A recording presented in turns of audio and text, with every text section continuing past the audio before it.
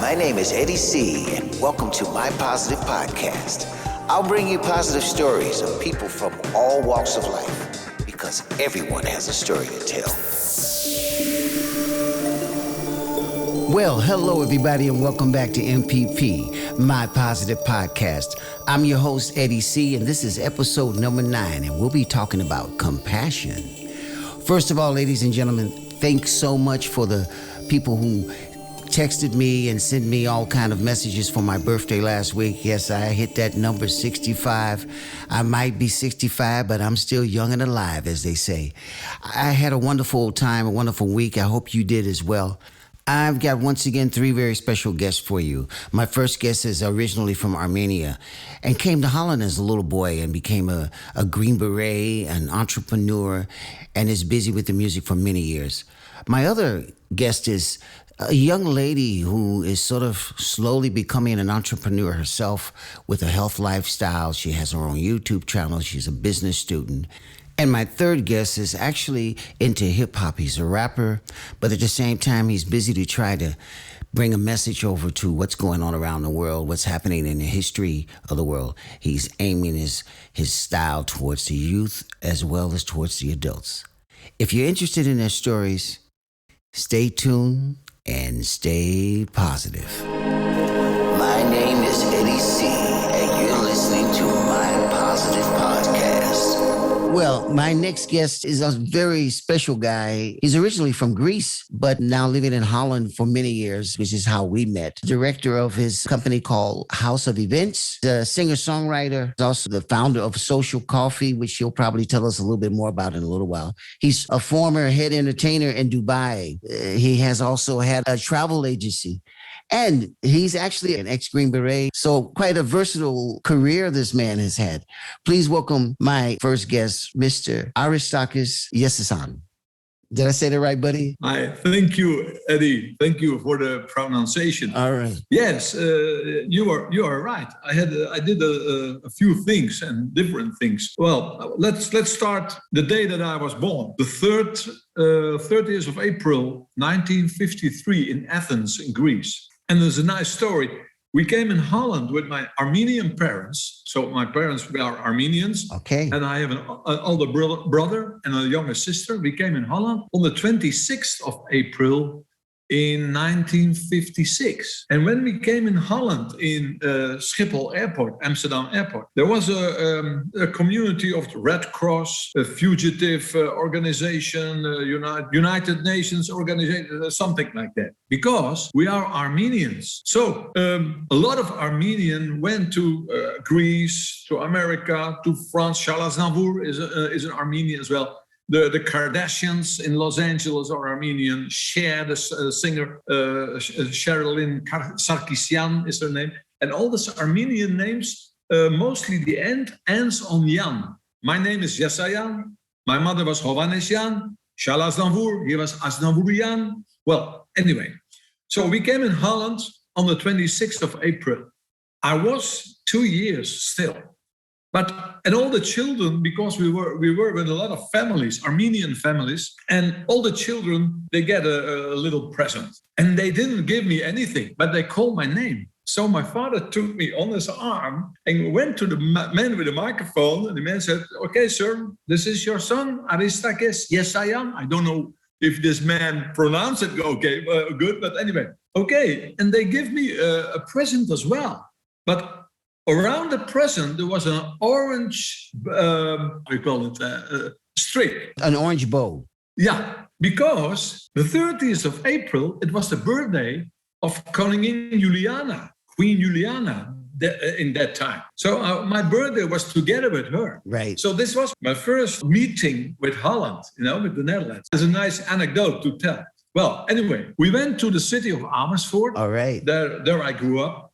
And after us, there came 4 guys, 4 boys in our family. So we were with 7 children, 1 girl, 6 boys. Okay. When I was about 8 years, I started with piano lessons.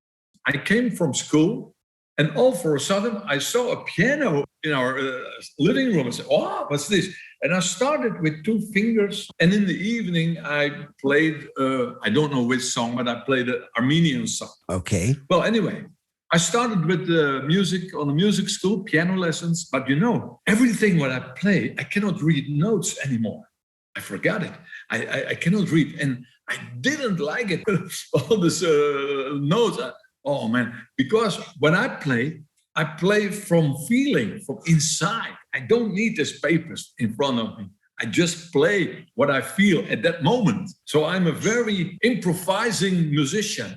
I feel what I play at the moment, Sure. After I had to go, you mentioned it already, I had to go to my military services. And I went to the Special Air Services, Green Berets. Sure. And I was like a nail, so small. And I said, I go to the Green Berets. Whoa. My whole family was laughing after me. And well, anyway, I reached it. And I was a sergeant and I became a Green Beret. And I para also jumping, Special Air Services. So after that, I started to be a professional musician. I changed my city. I went from Amersfoort to Arnhem, near the German border. And I started there. Just in bars, in little cafes where there was a piano, I started to play. I didn't have a repertoire, nothing, but I just did it. I just started it. And now I do that for 46, 47 years already. Well, I had some records. I started a travel agency. I never studied for travels or something. I just started in a little city, Hoevelaken. On the main road, there was a shop, was empty. I started there. And I started my second one in Scherpenzeel. And then after 6.5 years, I sold these travel agencies, and everyone said to me, Aristakes, you're crazy. You are going so well with the business. I said, I know. But everyone is at the moment on email, on internet. They go booking a hotel or booking a car, whatever. And so I just sold my two travel agencies. A few months later, 9/11. Right. Wow, man. It was lucky. Well, anyway, I have pension now at the moment. I'm 68 years young. I'm young. Still, but anyway, and I was at home. I was playing piano the whole day. And my wife said, Aris, can you go for a walk? Because I get crazy with the piano when I'm doing. She said, okay. And I was looking at internet, especially work 65 plus, pension people. And so I saw a tanker. I said, tanker? What is that? What's that, tanker? And I called this lady. I said, what is the meaning of the tanker? Well, we have these little cars. They bring the grocery and all the shoppings to the people at home. And so I have to go there to the gas station. They call me now the singing gas station attendant. and I really do sing when they come to me. I open the gas tank. I say, "Okay, guys, how are you today?" And I started singing just any song. And they came from TV also. They came from some magazines, and they photographed me. And it was nice. They interviewed me. Oh, fantastic! That is one of the things I still do. It's only 2 hours, 2.5 hours working, not more. And 2-3 days sometimes. It's nothing, but it's a good thing. You are outside, you meet new people, sure. A new branch, a new sort of business, which I never knew. Okay. Anyway, I started on Facebook where I write every day. I write a column every day, my story on Facebook. Right. And so I started with old Green Berets. I went there. And I took something to eat, cookies, cake. I took some cakes, 4 pieces. And I went there just to be there. Right. Just to talk to these people and just to be a hearing ear. Right. Let the people talk. And I noticed that these people, they are so glad. They are, because there is someone in their house on a 1.5 meter distance, of course. Right. And so I started on Facebook, and I called this visitings. I called it social coffee, SOCO on English. Okay, coffee, SOCO. Social coffee. All right. And I put it on a new page on Facebook, on my page, a special group. Right. And you know what happened? There are other people. They say, Aris, they call me Aris because Aristakes is too long. Aris, I saw this old woman with a so slowly going in my street, and I thought by myself, wow, that's a good idea from Aristakes. I went to the supermarket. I bought some a cake, and next morning I went to this my neighbor a few houses further up, and I went there for a coffee. So what is happening now? All the people on their own way, in their own surroundings, in their own family or on the streets, they started their own social coffee. How beautiful is this, man? That's fantastic. That's fantastic. Yeah. And there was on the weekly markets we have these bakeries from Spakenburg. There's a little village here in the neighborhood, and they have natte cake, het stoepje, bakkerij, het stoepje. They are still there every week on the weekly markets. And one of these guys, I know him. They make in this city, in this village. The village is called Spakenburg. I know Spakenburg. Yeah, a few kilometers from here. Yeah, and they have a special cake. It's very flat. And they call Spakenburg's Heart. Spakenburg's Heart. And I asked this guy, what does it cost me if I buy 4 pieces in a small a package for me? I buy 10 of these packages, 4 pieces each. Tell me how much it costs. The gas station where I'm working, this shop manager, I told this story. And I didn't have an answer yet from this baker.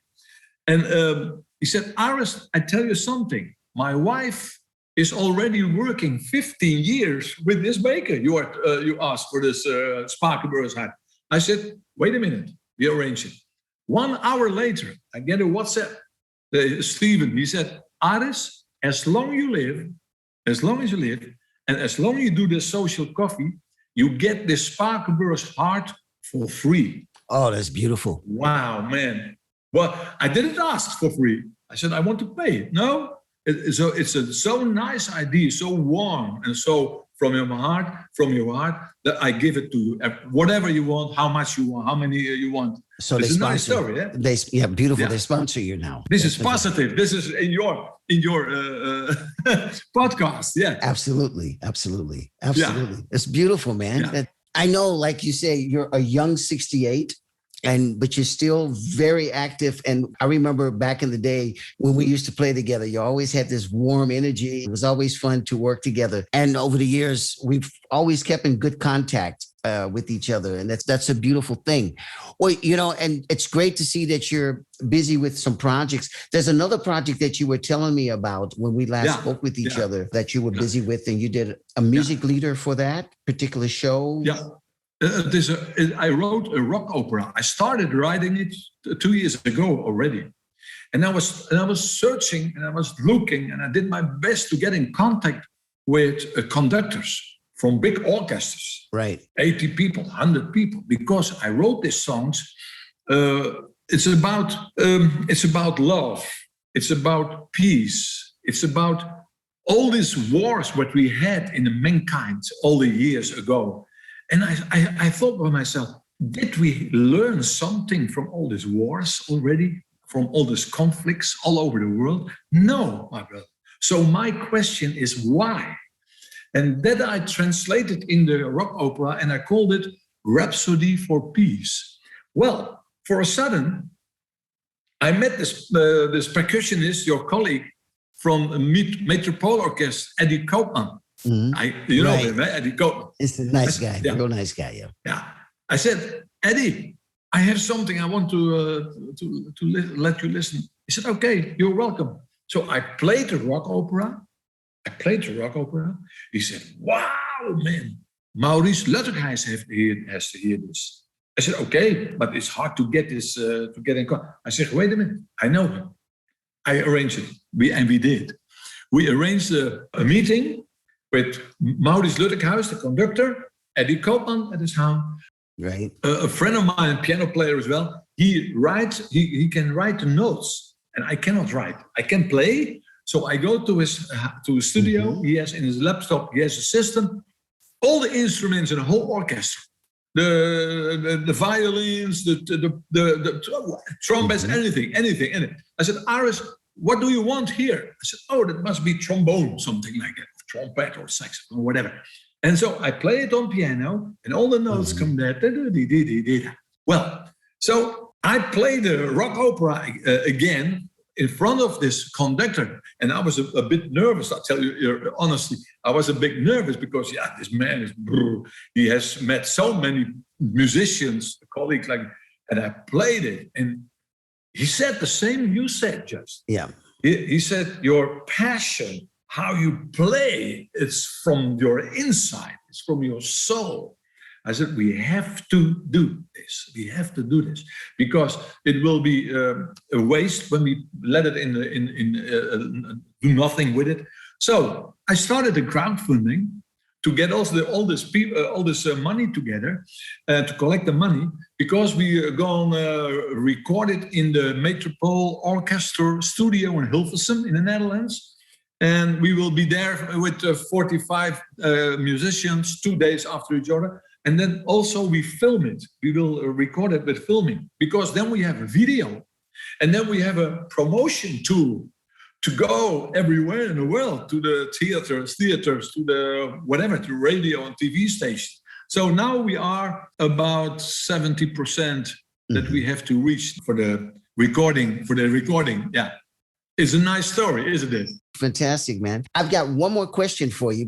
We can talk for hours. We've always had that. Yeah. I got one more question, and which is our theme for this particular show, and it's called compassion, of course. Yeah. So what does compassion mean to you? Yeah. Compassion to me means help people. Be there for people who need it. People who are lonely, people who lost someone. And I tell you something, I never thought about money. You just mentioned it. I lived in Burj Al Arab, the 7 stars hotel in Burj Al Arab in Dubai. Every second, every minute, every veil in this people's body, think, dream, eat, and sleep, money, money, money. And I had a contract for 1 year. After 3 months, I quit. I couldn't stand. I was as unhappy as possible.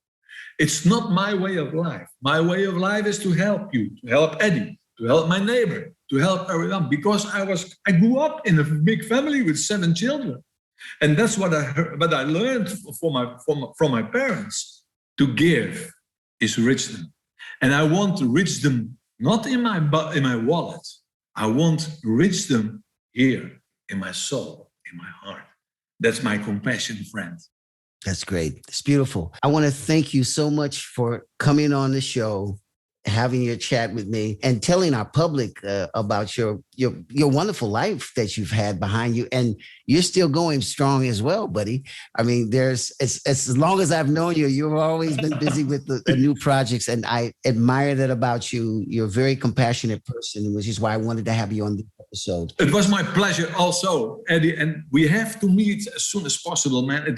I know it's a different time at the moment, but we will find a time to have a drink together and to make music together. And one of those special cakes. Okay.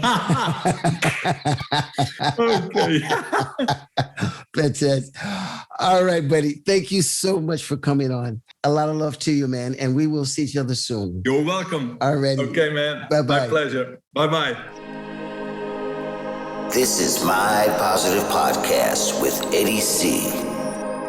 All right, ladies and gentlemen, my second guest for today, she's a lovely young lady that I recently met via a friend of mine and found out that she was into being a real YouTuber. And she has her own channel where she's talking about a healthy lifestyle. She's had some experience in hotel management, and she's originally from the lovely island of Sint Maarten, which is still on my bucket list to go visit. Please welcome my second guest, Miss Nephtalie Joseph. Thank you, Eddie, for having me. Okay, great to have you on the show. It's nice to see you always have this cheerful smile whenever we've spoken with each other, you know. Thank you. So tell us a little bit more about your background. So you came from Sint Maarten and now you're living in the Netherlands, right? Right, right. So how did that all come about? Yes. Thank you so much for having me here on the podcast today. And yes, as you said, I recently moved from Sint Maarten 7 years ago, but I actually was born in the beautiful island again from Haiti. So basically, I lived there in Sint Maarten from the age of 8 years old. And then I moved recently to the Netherlands to further my studies. Okay. So that is how I'm here. And currently, I did my first study here in the Netherlands. I was studying international hotel management for 4 years. I've done that already. And right now, I'm studying at the University of Rotterdam, focusing on international business and languages. I'm in my third year, doing an internship at the moment, almost done as well. And looking forward for the next year because next year will be my final year where I have to write my thesis. So pretty exciting.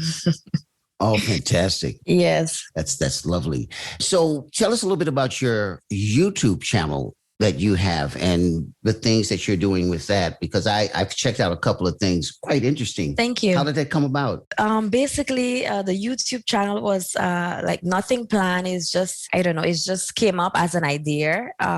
Basically, 2 years ago, after my first internship for my previous studies, I went to Canada for a 6-month internship. And while I was working there, it was very different because I had to do night shift. So, with your body, what you used to do in the day and then you have to do it in the night, a whole system changed. So I would definitely say it's because of that. The way I ate, the way I did everything changed my whole system. And when I came back, I actually got diagnosed with high blood pressure. I can relate to that. Yes. So when we find out, and the doctor was very surprised for such a young age to have that, because it's usually older people who have this kind of symptoms. But yes, we did several tests. I carried several machines to find out exactly why, and I have it. So we just had to deal with it.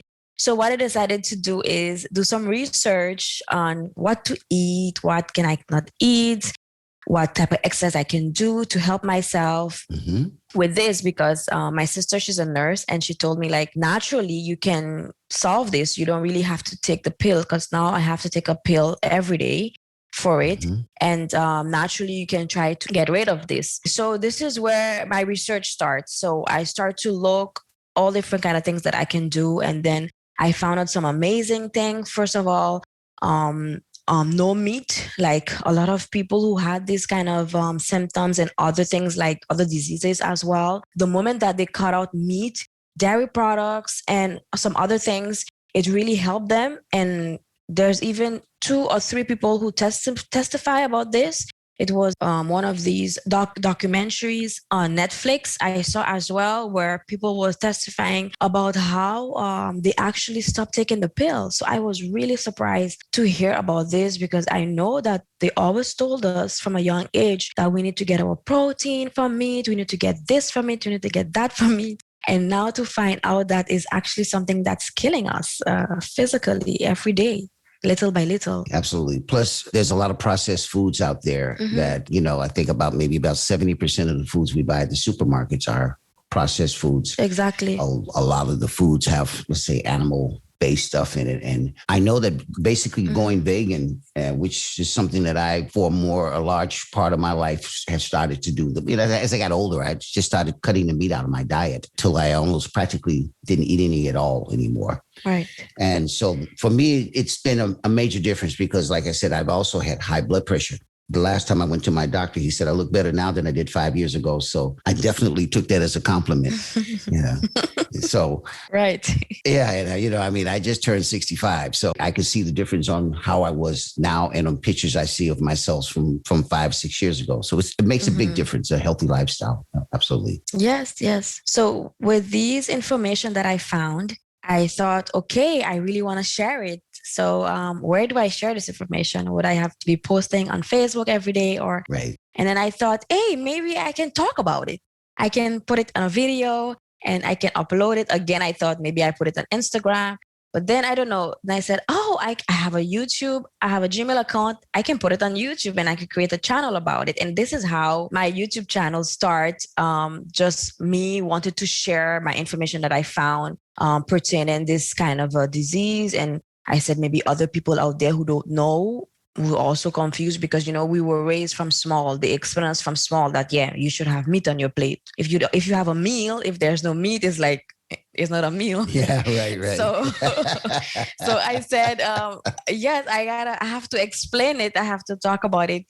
And that's how my channel started. So my first video was so bad because I didn't learn about, camera setting or anything like that because I didn't go to school for that. I'm not in the media school. I'm in the business school. So right. Yeah. I talk about 5 benefits of eating less meat. So because I thought I will start like this because it's very difficult to change, completely from eating meat. Yeah, go cold turkey. That also. Right. I'm still in the process. It's been 2 years now. I'm in the process of eating less meat. So right now I do it more. Before I used to do like 2 days no meat or 3 days, but right now I do the week no meat and the weekend maybe some chicken fillet or something like that. So these are the things that I share on my YouTube channel. I also share other information like learning things like with pictures, and I explain what it can do to your body. I explain the importance of drinking water. Basically, when you have this kind of sickness, you have to just change your lifestyle completely. You cannot just say, okay, today I'm going to do this and tomorrow I'll do it. No, it needs to be a change. And if you're going to do a change, you got to do it step by step. I can vouch for that. So exercise is also involved. This year, I actually started a challenge. It was a February challenge. Exercise every day. I also have some videos about that as well. So on my channel, you can find exercise videos, healthy tips, how to live healthy, and also healthy recipes. Sometimes when I have time, I do show some recipes that I prepare at home. But because I'm so busy with school and work, I doesn't really have enough time to film everything that I eat. But I do take pictures of them, and I also have an Instagram page where I share most of my meals there. So this is how my YouTube channel started, actually. This is how it started, yeah. Oh, wow. And your work that you're doing now, is it via the hotel school or is it related to your study that you're doing now? Because of course, your study is business management, but the job you're doing now at the moment.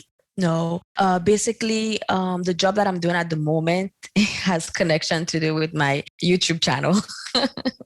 It has nothing to do with my previous school or the one I'm doing now. Because originally for my internship, I was supposed to go to a French-speaking country because I speak French, and one of my languages that's are taught in school are French.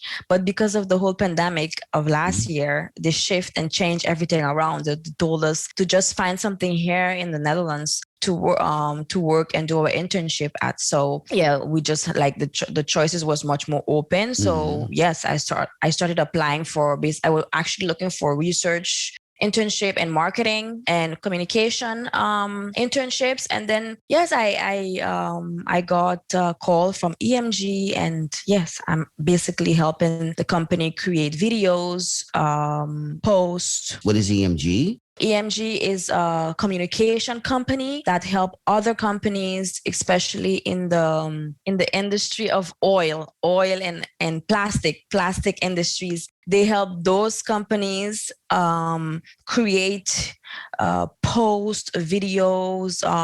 Oh, that's interesting. Newsletters, like anything you can think of for social media. They actually help them with that, because most of these big companies, they usually never focus on online thing, but because everything is changing, so they're too trying to keep up with the new thing that's going on, the new trend. So they also need help with that. So EMG actually is a really great company that provide these service to other companies. So they work with companies, yes. So basically I'm there. I help the content team create and provide things for for the other clients. Let me ask you another question relative to the company you're working for. Are they actually busy for the environment as well? Because you said oil and plastic. And I think for a lot of my listeners, is that here's this young lady who's busy with a healthy lifestyle, and now she's working with a company that's working with oil and plastic. Yes, most of those companies, they are trying to make it more, because plastic is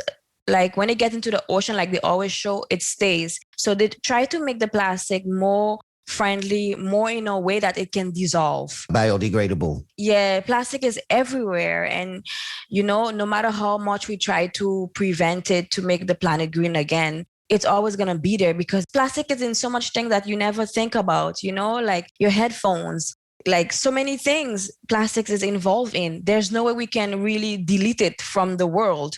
So most of the companies EMG works for actually have their goals is to try to find out how to minimize it, how to make it more dissolve, biodegradable, in other words. Yeah, for the planet. They think about the planet as well. So yes.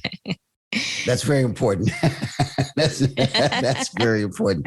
Yes, it is. I've got one last question, which is our theme for today, it's about compassion. So what does compassion mean to you? When I think about compassion, I think about helping someone, like, for example, who going through in a difficult time, and, you have to try to understand them in a way, because there's certain people who struggle with something, and you need to have the compassion for the person to see what they're going through. Maybe you can put yourself in their shoes and to know how they feel as well, so that you can help them. You have to try to understand how you can help that person, and that is how being compassionate to someone, I believe. Already. Yeah. Well, is there a website where people can reach you and follow you other than your YouTube channel? Does it have a special name or the? Yes. My YouTube channel name is Healthy Tally. So Healthy Tally is separate. And the channel has been doing really well. And I also link it with my Instagram. So on our page, on the home page, you can also find the icon for Instagram and Facebook. So I'm there as well. And you can reach out to me there. In my description also, I've also have my email. If you'd like to contact me, you can contact me there as well. I'll post your information on my webpage as well, so people can reach you. Yes, thank you. Thank you so much for coming on and sharing your story. And I wish you a lot of luck with your last year of your study, and keep making those beautiful, positive videos about a healthy lifestyle, so that all those people out there with high blood pressure can get it down. Thank you so much. Yes, that is my wish, that others also can understand it, and to be able to, maybe if they can cut a few meat from their life, dairy product as well. And, the information can get to everybody, and they can also, live a healthier life. I've learned that a plant-based life has been, for me, a game changer, especially in the last 5 or 6 years when I've really focused on it. And then you don't need to have all the medicines, the pills, and, sometimes a supplement is needed, when there's not enough sun or weather's not right to get out there to get that extra vitamin D. But basically, I definitely 100% agree with you. A healthy lifestyle is the way to go, and to extend your life, and be around for a longer time. Exactly. Yes. Well, thank you again. Keep that positivity going with that YouTube channel. And I'm sure we'll run into each other again soon. Yes. And thank you so much for having me, Eddie. All right. I appreciate it very much. Okay. Thank you. Bye-bye. Bye. This is My Positive Podcast with Eddie C. Well, ladies and gentlemen, my final guest is a young brother that I met him, I think it must have been about 15 or 20 years ago for the first time. And when he was a student in school, actually.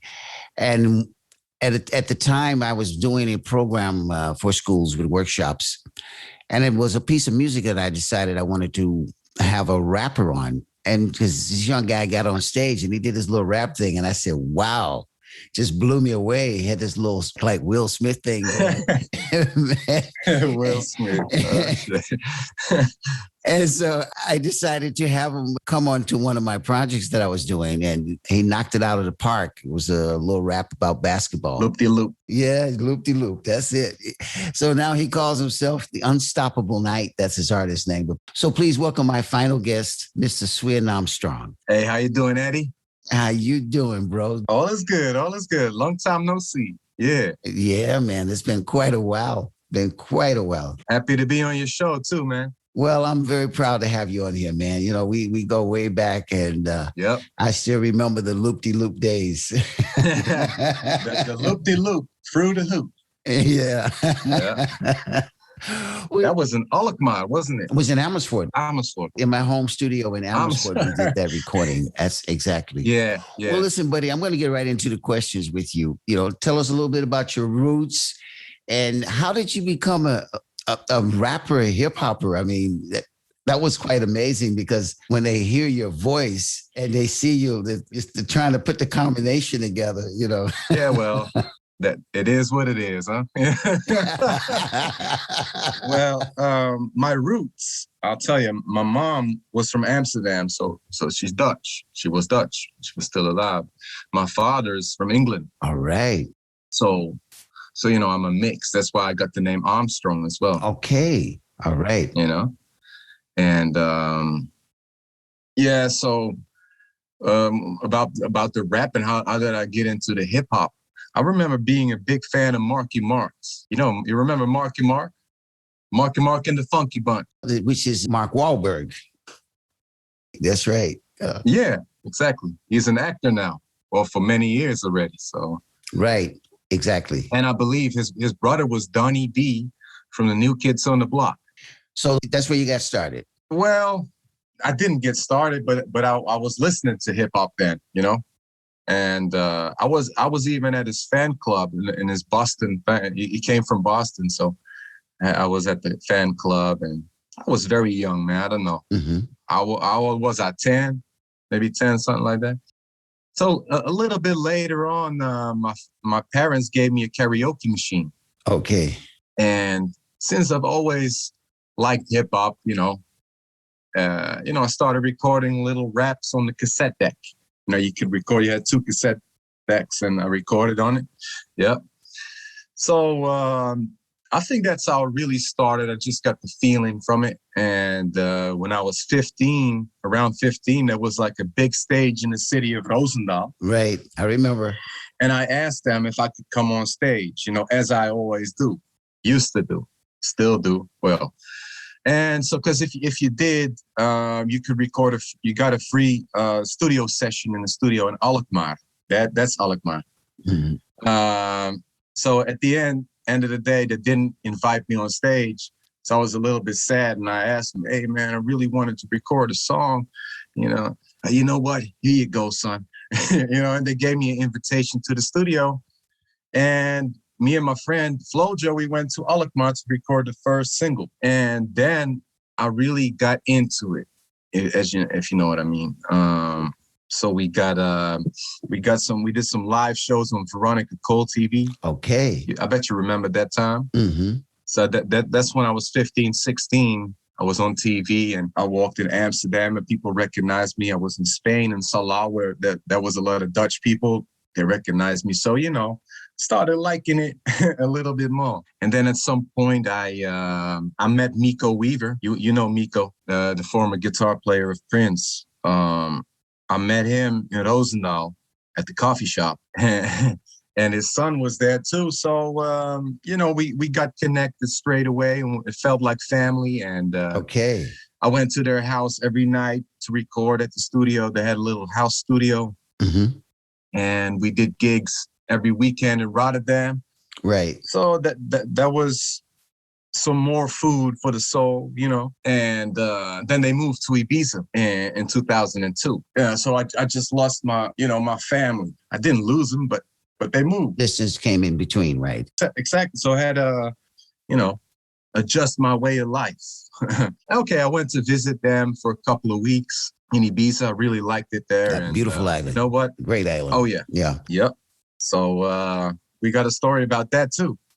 Yeah, we played in Ibiza together as well at that time. Yeah, right. We did. I'm coming there. So that in 2015, I decided to move to Ibiza myself because I've been saving some money. And then because they were playing in Teatro Pereira in Ibiza town. That's right. And I know all about it. Yeah. So that was my everyday spot. And then in 2016, I believe you came to Ibiza. You were the main show in Teatro Pereira. Exactly. And as I was coming inside every night, and basically every person that was playing there, I just had to get on stage with them. And so I did with you as well. And, fun times with you there, man. And we stayed in contact ever since, and of course, at some point, I had to go back to the Netherlands because I really wanted to work on some albums. I think in 2007, I went back to record an album, but basically that took so long because of some circumstances. My first album came out in 2015. Mm-hmm. All right. Ain't nothing wrong with that, man. Nothing wrong with it. Oh, no. It doesn't mean I couldn't have recorded some more albums. It just didn't happen.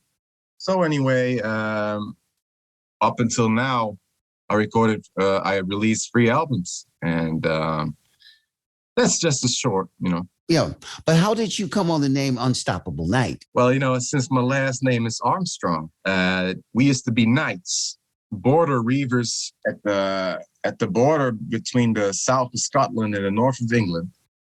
There was this area where the Armstrongs would live in. They were basically some horrible people, some murderers. But we were the biggest ones, So I had I took my name Knight from that, and then Unstoppable just came along, and because Unstoppable Knight short is UK, United Kingdom. That's how I got my name. Okay, yep. I know you from from the personal side, sitting and talking with each other and chilling in Ibiza. Mm-hmm. Outside of that, is there a different persona that you have when you're being, let's say, Unstoppable Knight, the rapper? Yeah. And now you're singing as well, so you've added that to your the thing, and you're doing quite well at that as well, may I say? Well, thank you, man, thank you. Let's say Unstoppable Knight is the entertainer in Sven Armstrong. See, Sven Armstrong is me, but Unstoppable Knight is me as well. But the entertainer, the singer, the rapper. Mm-hmm. So it's just a part of me, a very big part of me. I know one of the discussions we had back in the day when we were in Ibiza, I used to always like the way you did your raps because you kept it kind of profanity friendly for people, but still got your messages across. And one of the things I respect about you very much about how you approach your whole way of doing hip hop and rap. It's not about naked babes or this or ditching people here and there. It's you bring messages across like the collaboration we did with Rich and Famous, which great track, man. Not because I'm on it, but I mean it's just a great track. The album. It's a good album, man. Yeah, it's just. No, it is because we both on it. That's what makes it a good song. See, Rich and Famous is just a fantasy song, So just imagine if I'm rich and famous, I'll be chilling VIP front seat at the Lakers, something like that. It's great, and your inspiration that you get from your lyrical content, is that just based on your experiences that you have on a day-by-day basis? Exactly. Although not all the songs, you have some songs I just put myself as somebody else, Put yourself in character, right? Exactly. But most of my songs are things that I've been through or I see or I think could be better. I try to give advice as well, The sad thing is not everybody speaks English, so they can never understand, because I do have a lot of fans in Brazil and they don't all speak English, so they just like the flow or the rhythmic flow. That's important. Yeah, it's all about if you feel that, that's cool. You know, That's it. That's it. I mean, I love Brazilian music. I don't understand me too. hardly anything they're saying, but I just love the atmosphere, the beat, and bossa nova. You know, yeah, man. Samba, amazing. Absolutely, absolutely. That's my favorite music. Yeah. You don't need to have to understand the words if you feel the music, that exactly. That's what it is. That's what it's all about. That's why it's for that's why it's for everyone. Absolutely. Absolutely, buddy. Well, listen, I'm going to give you a question, which is our theme question for this particular show. And of course, it's all about compassion today. Okay. What does compassion mean to you? Okay. Yeah. Wow. What does compassion? Being able to feel someone's pain and suffering, and maybe you could help someone with it. Being able to place yourself in somebody's situation. Just being able to do that and see, you don't necessarily have to help someone, but as long as you know. Well, I mean, that's what it means for you, so that's important. Exactly. That's what it is for me. Well, personally, compassion is like what you said, putting yourself in another person's position and being able to feel yourself in that situation or imagine yourself in that situation, which makes it understandable for you, I think you kind of like try to do that with your rap. You try to reach out to people. I like the way you write your lyrical content and you bring it in a way that the younger generation is able to convey that. And that's necessary, man. You're actually, the name is actually pretty good. I like the name Unstoppable Night, man, because you're out there doing the knighthood, reaching people. That's important. Yeah. I hope they'll listen to it because the word has not been spread. You know what I mean? It's out there, but people ain't listening. And that has some other reasons, of course. Yeah. Right. Well, of course, you have the whole COVID situation put a big hurting on all of us. For the shows. Yeah for performing. Absolutely. But that, it doesn't stop us from, like you say, doing some damage from our home and in a good way, positive damage, of course. Always. Yeah. And that's what it's all about.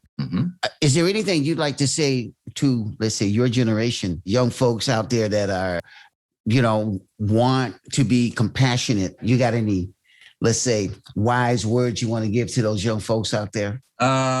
Maybe just stop pointing fingers at each other, respect each other. Whatever you believe in, if you have a different opinion, learn to respect that. Don't judge because somebody thinks differently, If I say A, you say B, let it be. They're all letters of the alphabet. Hey, let it be. One's opinion doesn't have to be your opinion. One's truth doesn't have to be your truth, which doesn't make your truth the truth. I don't know. You feel me? I feel where you're coming from, bro. Yeah. I want to thank you so much for coming on the show, man. It's my pleasure, always, man. Whether it's Ibiza or wherever we run into each other, it's always fun to see and talk with you, brother. Good vibes always. Absolutely. Eddie. Absolutely. Yeah. Man. Thank you for having me on once again. And, we stay in contact. Matter of fact, I'll send you an email tomorrow with the new song for my singing album. All right. And the featuring. Is there a website or where people can reach you or link? Okay. Well, I don't have the website anymore, but I use Instagram, basically Instagram. You can reach me on Facebook as well, Unstoppable Night, but usually on Instagram. That's my main place. Yeah. All right. That's your main place. All right, buddy. Keep on bringing your music the way you do it, brother. It's well appreciated. And people check out Unstoppable Night. Now you can find them on Spotify. You can find them on Instagram, YouTube. Check them out. It's worth listening to. All right, brother. Will do. Thank you, man. Right on. All right, my brother. You take care, man. You take care, too. Thank you, bro. All right, you too, man. See you later, man. This is MPP, and I'm Eddie C. All right. Well, I enjoyed all three of my guests. I want to wish them all a lot of success in their ventures and what they do, and that they keep spreading a lot of compassion and positive energy to the ones they come in contact with. Speaking of which, I think compassion is something that we really need to think a little bit more about and give a little bit more compassion to each other. We've gone through a difficult time with the whole COVID situation, and hopefully people will start to think and get away just from out the cell phone and look at each other and just be able to say hello. So on those thoughts, here's my quote. Compassion. Understanding and feelings for others in pain or despair. Being able to be an ear to just sit and listen. Not judging and having an open mind. Placing yourself in another one's position. Showing a positive priority to compassion. Creating meaningful relationships.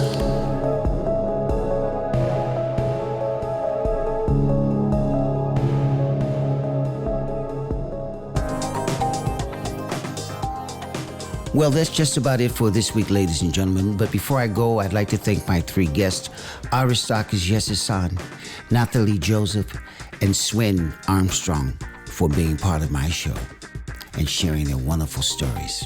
Remember, positivity and compassion go hand in hand. You can find me on all platforms like Spotify, Android, and Apple. On Facebook, look for My Positive Podcast. And my website is mypositivepodcast.com. You can also contact me via my website or Facebook. A very special thanks to my technical producer, Iswan. This show is a production by Antwerp Podcast Service. My name is Eddie C., and this was MPP, My Positive Podcast. Tune in next week and stay positive.